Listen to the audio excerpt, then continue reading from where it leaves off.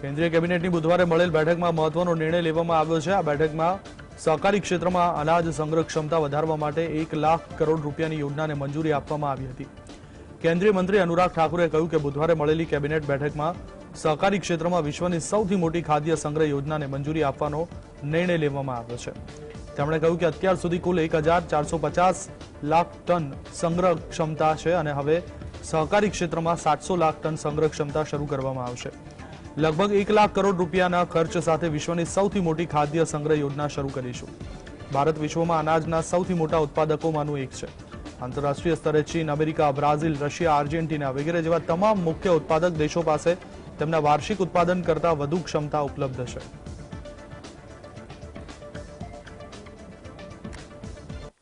अंतर्राष्ट्रीय स्तर पर सभी बड़े उत्पादक चाहे China, USA, Brazil, Argentina, Russia, इन सब के पास अपने उत्पादन से ज्यादा भंडारण की क्षमता है। जितना उत्पादन उससे ज्यादा भंडारण की क्षमता इनके पास है। लेकिन भारत में जितनी पैदावार है उसके मुकाबले केवल 47% की भंडारण की क्षमता है। अब हम सहकारिता के क्षेत्र में विश्व की सबसे बड़ी भंडारण योजना की शुरुआत करने जा रहे हैं।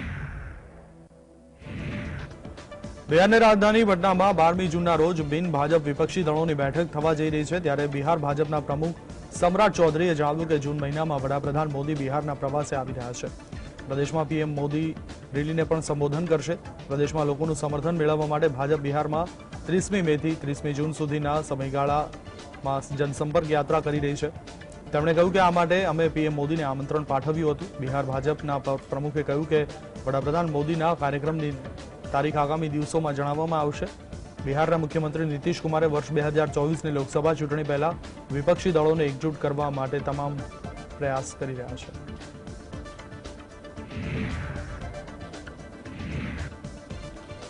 એઆઈએમઆઈએમના વડા અઝદુદ્દીન ઓવૈસીએ ગૃહપ્રધાન અમિત શાહ અને ભારતીય જનતા પાર્ટી પર નિશાન સાધ્યું છે। તેલંગાણાના અદિલાબાદમાં એક જનસભાને સંબોધતા તેમણે કહ્યું કે જો ભાજપની આગેવાની હેઠળની કેન્દ્ર સરકાર પાસે એટલી સત્તા છે તો તે ચીન પર સર્જિકલ સ્ટ્રાઇક કેમ નથી કરતી।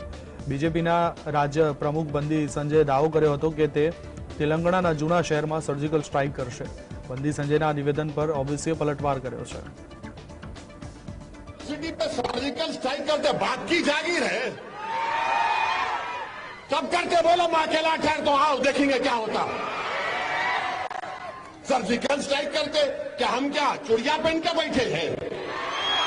और हमारी मां और बहनें चुड़िया पहन के भी बैठी है तो उन्हों काफी है तुम्हारे लिए।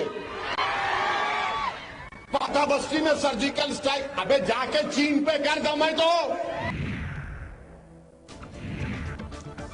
અમેરિકાના સાન ફ્રાન્સિસ્કોમાં જાહેર સંબોધન દરમિયાન કોંગ્રેસ નેતા રાહુલ ગાંધીએ આરોપ લગાવતા કહ્યું કે સરકારે ભારત જોડો યાત્રાને અટકાવવા માટે તમામ તાકાતનો ઉપયોગ કર્યો હતો।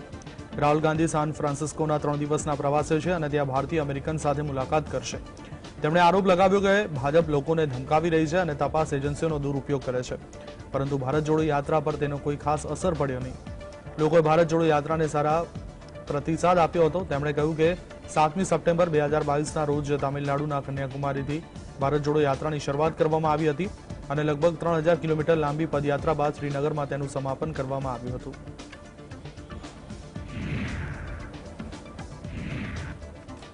કોંગ્રેસ નેતા રાહુલ ગાંધીએ કેલિફોર્નિયામાં સાન્ટા ક્લારા કાર્યક્રમમાં જાહેર સંબોધનમાં જણાવ્યું કે નફરતને નફરતથી ખતમ કરી શકાય નહીં, નફરતને માત્ર પ્રેમ અને સ્નેહથી જ સમાપ્ત કરી શકાય છે। રાહુલ ગાંધીએ કહ્યું કે હું જાણીને આશ્ચર્યચકિત થઈ ગયો કે નફરત ફેલાવી કેટલી સરળ છે। તેમણે કહ્યું કે મેં ક્યારેય કલ્પના કરી નહોતી કે ભારત જોડો યાત્રાથી આટલો ફેર પડશે। રાહુલ ગાંધીએ કહ્યું કે ભારતના લોકો નફરતને પસંદ કરતા નથી, પરંતુ એક સમૂહના લોકોએ સિસ્ટમ પર નિયંત્રણ મેળવ્યું છે, પરંતુ આ સમગ્ર ભારત નથી। તેમણે કહ્યું કે મેં કન્યાકુમારીથી કાશ્મીર સુધીની યાત્રા કરી છે, જેમાં મેં જોયું કે વધુ લોકો નફરતની જગ્યાએ પ્રેમ અને સ્નેહને વધુ પસંદ કરે છે।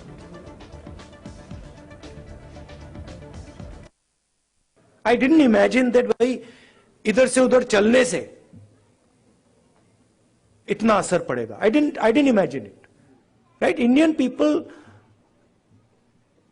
as you yourself have said, they don't believe in this stuff. They don't believe in hating each other. They don't believe in killing each other. This is a small group of people who have got control of the system and who are fully supported by, big money, right? But this is not the large mass of Indian people. તો કોંગ્રેસ નેતા રાહુલ ગાંધી અમેરિકાના San ફ્રાન્સિસ્કોમાં આરોપ લગાવ્યો હતો કે સરકારે ભારત જોડો યાત્રા રોકવા માટે તમામ તાકાતનો ઉપયોગ કર્યો હતો. આ વિશે વાત કરતા બિહાર ભાજપના નેતા સુશીલ મોદીએ જણાવ્યું કે આ આરોપ પાયાવિહોણા છે. તેમણે કહ્યું કે કોંગ્રેસની આટલી લાંબી યાત્રાને ક્યાંય પણ અટકાવવામાં આવી નથી. સુશીલ મોદીએ કહ્યું કે લોકતંત્રમાં દરેક પાર્ટીને યાત્રા કાઢવાનો અધિકાર છે. તેમણે કહ્યું કે વિદેશમાં જઈને સરકાર પર ખોટા આરોપ લગાવવા શર્મનાક છે. અમારી સરકારે ભારત જોડો યાત્રાને ક્યારેય અટકાવવાનો પ્રયાસ કર્યો નથી. તેમણે કહ્યું કે દેશના મુસ્લિમ મોદી સરકારના શાસનમાં સુરક્ષિત અનુભવે છે. મોદી સરકાર મુસ્લિમોના વિકાસ માટે પણ કામ કરે છે. क्यों कोई रोकना चाहेगा? लोकतंत्र में किसी को सभा मीटिंग यात्रा करने का अधिकार है. कोई बता दे इनकी इतनी लंबी यात्रा में कहीं भी रोकने का प्रयास हुआ क्या? अगर हम रोकना चाहते तो रोक सकते, लेकिन क्यों रोकेंगे? क्योंकि हमको लोकतंत्र में भरोसा है. हर एक पॉलिटिकल पार्टी को अपना धरना प्रदर्शन यात्रा करने का अधिकार है और उसी का परिणाम था कि वो इतनी लंबी यात्रा कर पाए. इसलिए विदेश की धरती पर जाकर सरकार पर झूठा आरोप लगाना ये बहुत ही शर्मनाक है.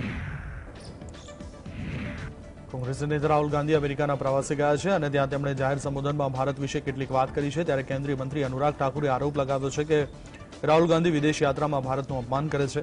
તેમણે આક્ષેપ કર્યો કે રાહુલ ગાંધી વડાપ્રધાન મોદીનું અપમાન કરવા માંગે છે, પરંતુ અંતમાં દેશનું અપમાન કરી બેસે છે. કેન્દ્રીય મંત્રીએ કહ્યું કે રાહુલ ગાંધી વિદેશમાં જઈને શું પ્રાપ્ત કરવા માંગે છે.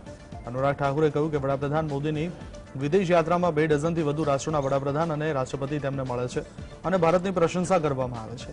ઓસ્ટ્રેલિયાના વડાપ્રધાને કહ્યું હતું કે PM Modi is the boss અને કદાચ રાહુલ ગાંધીને આ વાત પચતી નથી. राहुल गांधी जी की हर विदेश यात्रा भारत का अपमान करने में कहीं पीछे नहीं रहती और इस बार की प्रायोजित ये विदेश यात्रा भी उसी दिशा में है जहां वो अपमान तो प्रधानमंत्री मोदी जी का करना चाहते हैं, लेकिन अंत में देश का अपमान करने से नहीं हटते. पूर्व में भी आप देखें वो भारत को एक राष्ट्र ही नहीं मानते, वो तो राज्यों का संघ कहते हैं और भारत के बढ़ते कदमों पर भी प्रशंसन खड़ा करते हैं. કર્ણાટકના મુખ્યમંત્રી સિદ્ધારામૈયા બેંગ્લોરમાં પ્રી કેબિનેટ બેઠક બાદ જણાવ્યું હતું કે પ્રદેશની ચૂંટણી પ્રચાર દરમિયાન કોંગ્રેસ પાર્ટીએ મેનિફેસ્ટોમાં જે 5 જાહેરાતો કરી હતી તેને અમલમાં મૂકવાનો સરકારે નિર્ણય કર્યો છે. તેમણે કહ્યું કે અમે આ મુદ્દાની પ્રેઝન્ટેશનને જોઈ અને તેને કેબિનેટની બેઠકમાં રજૂ કરવામાં આવશે. કર્ણાટક વિધાનસભાની ચૂંટણીમાં કોંગ્રેસે 135 બેઠકો પર જીત મેળવી હતી.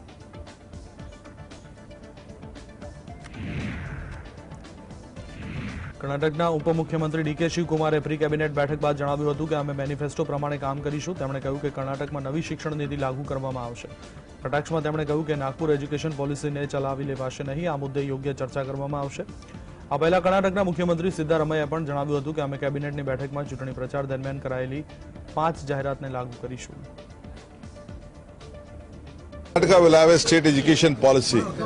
There will be no Nagpur education policy. We will discuss in length, breadth. We will come out. Karnataka is committed. Whatever the policy we had all these days had made Karnataka, the country, very sound education.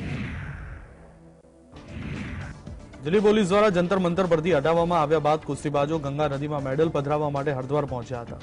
જોકે ખેડૂત નેતા રાકેશ ટિકિટના સમજાવ્યા બાદ કુસ્તીબાજોએ આ medal Ganga નદીમાં પધરાવવાનું ટાળ્યું હતું. કુસ્તીબાજોએ તેમના મેડલ રાકેશ ટિકિટને આપ્યા હતા અને બ્રિજભૂષણ સિંહ સામે 5 દિવસ સુધીમાં કાર્યવાહી કરવામાં આવે તેવી માંગ કરી હતી. હરિદ્વાર પહોંચતા પહેલા કુસ્તીબાજોએ નિવેદનમાં જણાવ્યું હતું કે મેડલ ગંગા નદીમાં પધરાવ્યા બાદ તેઓ દિલ્હીના ઇન્ડિયા ગેટ પાસે અનિશ્ચિત કાળ માટે ભૂખ હડતાળ કરશે અને તેને લઈને ઇન્ડિયા ગેટ પાસે ભારે પોલીસ બળ તૈનાત કરવામાં આવ્યું છે. ઇન્ડિયા ગેટ પાસે રેપિડ એક્શન ફોર્સ અને દિલ્હી પોલીસના અધિકારીઓ સહિત રાઇડ કંટ્રોલ વ્હીકલ પણ તૈનાત કરવામાં આવ્યા છે. ભારતીય ખેડૂત સંઘના નેતા નરેશ ટિકેટે જણાવ્યું કે રેસલિંગ ફેડરેશન ઓફ ઇન્ડિયાના પ્રમુખ બ્રિજભૂષણ સિંહ સામે કાર્યવાહી કરવાની માંગ સાથે કુસ્તીબાજો દ્વારા ચલાવવામાં આવી રહેલ વિરોધ અંગે ચર્ચા કરવા માટે મુઝફ્ફરનગરમાં મહાપંચાયત યોજાશે. મુઝફ્ફરનગરના સોરામ ગામમાં આ મહાપંચાયત થશે. તેમણે કહ્યું કે મહાપંચાયતમાં આ મુદ્દે વિસ્તૃત ચર્ચા કરવામાં આવશે. કુસ્તીબાજો મેડલ ગંગા નદીમાં પધરાવવા માટે હરિદ્વાર પણ પહોંચ્યા હતા. જોકે રાકેશ ટિકિટના સમજાવ્યા બાદ કુસ્તીબાજોએ મેડલ પધરાવવાનું ટાળ્યું હતું. આ સાથે જ કુસ્તીબાજોએ બ્રિજભૂષણ સિંહ સામે કાર્યવાહી કરવા માટે 5 દિવસનો સમય આપ્યો છે. કુસ્તીબાજોએ બ્રિજભૂષણ સિંહ સામે યૌન શોષણ જેવા ગંભીર આરોપ લગાવ્યા છે. પોલીસે આ મામલામાં 2 FIR દાખલ કરી છે.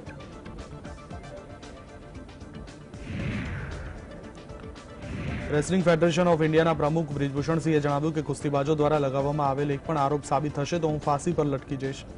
તેમણે કહ્યું કે કુસ્તીબાજો પાસે કોઈ પુરાવા છે તો તેને કોર્ટમાં રજૂ કરવામાં આવે.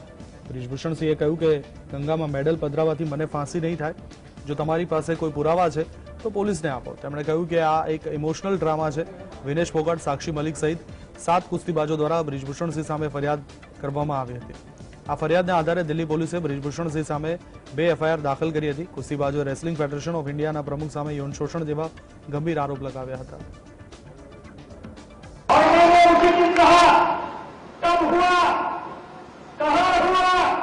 किसके साथ हुआ और मैंने एक बात ये भी कहा था, अगर एक भी आरोप मेरे ऊपर साबित हो जाएगा तो ब्रिजभूषण सिंह स्वयं फांसी पर लटक जाएंगे, किसी को कहना नहीं.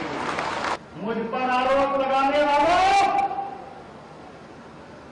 गंगा में मेडल बहाने से ब्रिजभूषण सिंह को फांसी नहीं मिलेगी. अगर तुम्हारे पास कोई सबूत है तो जाकर के पुलिस को दो, न्यायालय को दो. રેસલિંગ ફેડરેશન ઓફ ઇન્ડિયાના પ્રમુખ અને બીજેપી સાંસદ બ્રિજભૂષણ શરણસિંહ વિરુદ્ધ 1 મહિનાથી આંદોલન કરી રહેલ કુસ્તીબાજોએ પોતાના મેડલ ગંગામાં ફેંકવાનો નિર્ણય લીધો હતો. વિરોધ કરી રહેલ કુસ્તીબાજો મંગળવારે મેડલ લઈ હરિદ્વાર પહોંચ્યા હતા. તેમને ભારતીય ખેડૂત સંઘના પ્રમુખ રાકેશ ટિકેટે સમજાવી પરત કર્યા હતા. ટિકેટે કુસ્તીબાજોને તેમના નિર્ણય 5 દિવસ માટે મુલતવી રાખવા કહ્યું છે. દરમિયાન કેન્દ્રીય પ્રધાન સ્મૃતિ ઈરાનીએ ખાનગી ન્યૂઝ ચેનલને ઇન્ટરવ્યુ આપતા કહ્યું કે બબીતા ફોગટ વિરોધ કરી રહેલ કુસ્તીબાજોને કેમ સમર્થન આપી રહ્યા, તેઓ પણ તેમના પરિવારના સભ્યો છે. સ્મૃતિ ઈરાનીએ વધુમાં જણાવ્યું કે હું જાણવા માંગુ છું કે વિપક્ષના નેતાઓ આ કુસ્તીબાજોને નિષ્પક્ષ તપાસથી કેમ વંચિત રાખવા માંગે છે.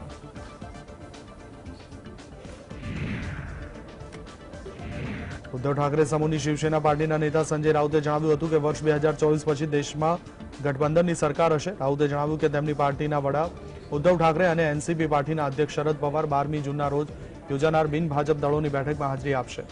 સંજય રાઉતે કોંગ્રેસના નેતા પી ચિદમ્બરમના વર્ષ 2024 લોકસભાની ચૂંટણીમાં 400 થી 450 ઉમેદવારો ઉતારવાના પ્રસ્તાવ પર સહમતિ દર્શાવી છે. તેમણે કહ્યું કે ચિદમ્બરમની વાત સાચી છે.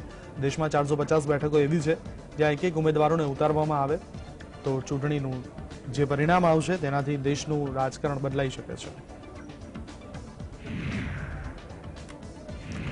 દિલ્હીના મુખ્યમંત્રી અરવિંદ કેજરીવાલ આ દિવસોમાં વિપક્ષી પાર્ટીઓને મળવામાં અને કેન્દ્ર સરકારના વટહુકમ સામે વિપક્ષી પાર્ટીઓનું સમર્થન મેળવવામાં વ્યસ્ત છે. તાજેતરમાં તેઓ પશ્ચિમ બંગાળના સીએમ મમતા બેનર્જી, એનસીપી નેતા શરદ પવાર અને સીપીએમ નેતા સીતારામ યેચુરીને મળ્યા હતા. દિલ્હીના સીએમ અરવિંદ કેજરીવાલ 1 જૂને સ્ટાલિન અને 2 જૂને હેમંત સોરેનને મળશે. કેજરીવાલ કેન્દ્ર સરકાર દ્વારા દિલ્હીને લઈને લાવવામાં આવેલ વટહુકમ વિરુદ્ધ વિપક્ષી નેતાઓને મળી રહ્યા છે. મંગળવારે કેન્દ્ર સરકારના વટહુકમ પર સીપીઆઈએમના મહાસચિવ સીતારામ યેચુરી પાસે સમર્થન માંગવા ગયેલા અરવિંદ કેજરીવાલે કોંગ્રેસના સમર્થનમાં સવાલ પર કહ્યું હતું કે મીડિયા પાસેથી માહિતી મળી રહી છે, કોંગ્રેસ આ પાર્ટીને સમર્થન નહીં આપે.